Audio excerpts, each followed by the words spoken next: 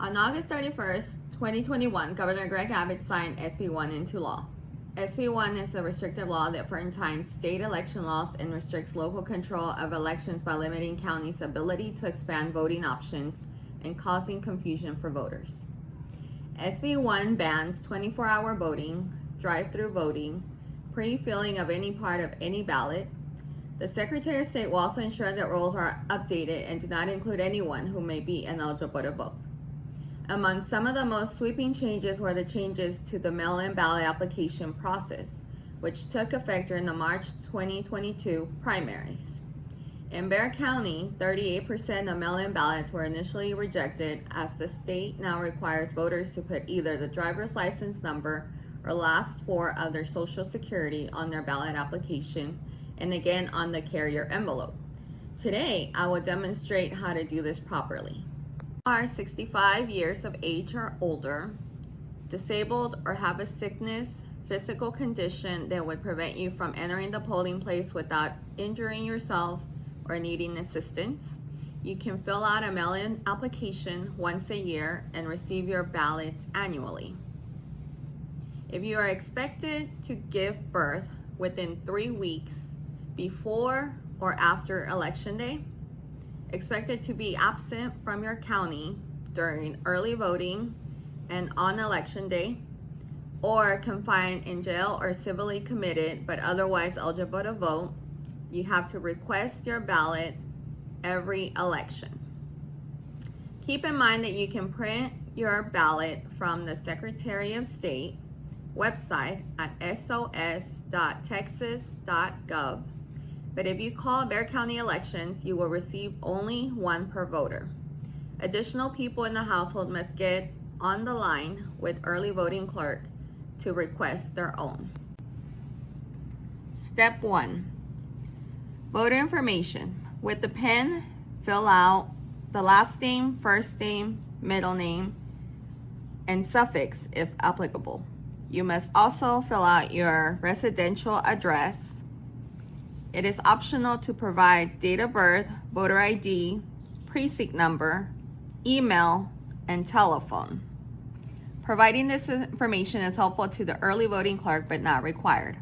What is required that you fill out your Texas ID or driver's license number or your last four of your social. It is recommended that you put both, but again, only one is required. Step 2, mail my ballot to. You can select from one of the two options. My residence address, which is the one you listed in section 1 of this application, or other address. If you select other address, please be sure to include address, apartment number, if applicable, city, state, and zip code. You will also have to select from one of the following reasons why your ballot must be sent to another address. They are, if your mailing address differs from your residential address and is listed on your voter registration certificate, if you will be out of the county for the election, if you are currently in the hospital, nursing home, long-term care facility, retirement or assisted living center, or being cared for by a relative, if you are currently incarcerated in a civil committed facility or in custody of a relative but still eligible to vote. Reminder, if you select an address belonging to a relative, please list their relationship to you. Select section 3, reason for voting by mail. Select one of the 5 reasons I previously explained here. Once again, they are 65 years or older, disabled, or have a sickness, physical condition that would prevent you from entering the polling place without injuring yourself or needing assistance, expected to give birth within 3 weeks before or after Election Day, expected to be absent from your county during early voting and on Election Day, or confined in jail or civilly committed but otherwise eligible to vote. Section 4. Send me a ballot for the following elections. If you are 65 years of age or older, disabled, or have a sickness, physical condition that would prevent you from entering the polling place without injuring yourself or needing assistance, you can select annual application, but it is also recommended you select other election that remain within the calendar year, but it is not required. This application will be valid until December 31st, 11:59 p.m. of the year you submitted your application to vote by mail. If you are expected to give birth within 3 weeks before or after Election Day, expected to be absent from your county during early voting and on Election Day, or confined in jail or civilly committed but otherwise eligible to vote, you will have to request your ballot for the current upcoming election. Make sure to select any resulting runoff as well.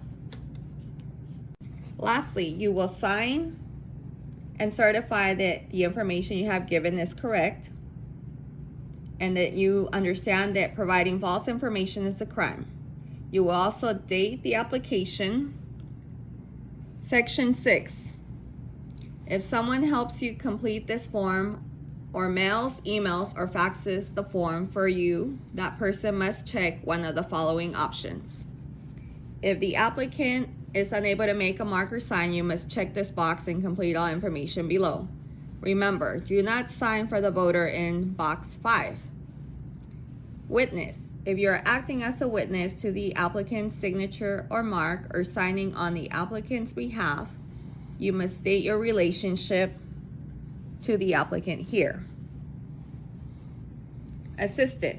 If you assisted the applicant in completing this application in the applicant's presence, or mailed, emailed, faxed the applicant on behalf of the applicant, then the witness assistant must sign, print, and provide their address.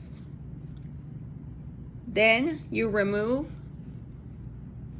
the adhesive and fold your card and stick it to the adhesive. You will then write your address or affix an address label on the top left corner. In the top right corner, you will place a stamp.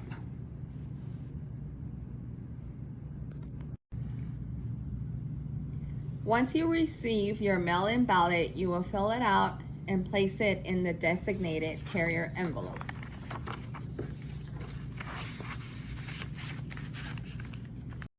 Before you seal it, make sure to write the following: either your Texas ID or driver's license number or last 4 of your social. It is recommended that you place both, but again, only one is required. Providing your phone number and email is helpful to the early voting clerk, but it's not required. Now seal your envelope and sign over the sealed flap. Lastly, place a stamp on your envelope and drop off at your local post office.